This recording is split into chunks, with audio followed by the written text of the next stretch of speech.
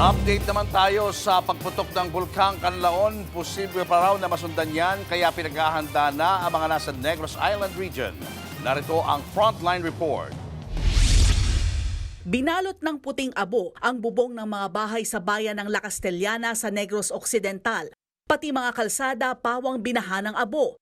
Dulot yan ang pag-aalboroto ng Bulkang Kanlaon pasado alas 7 kagabi.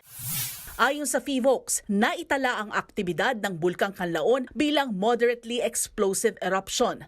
Tumagal daw ito ng 2 minuto at umabot ang taas ng abong ibinuga nito sa 2,500 meters.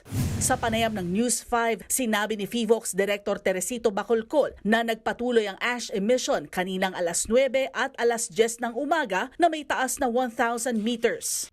Because of the moderately explosive eruption kahapon, nagkaroon ng path yung conduit natin and tuloy-tuloy yung pagbuga ng gas pati na rin ng ash.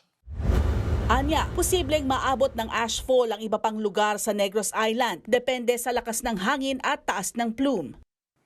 Yung ashfall natin, umabot ng 121 barangays across 16 cities and municipalities in Negros Occidental, ranging from heavy to very light ashfall. In fact, umabot po ito ng sa southernmost yung Hinubaan, which is more than 120 kilometers away.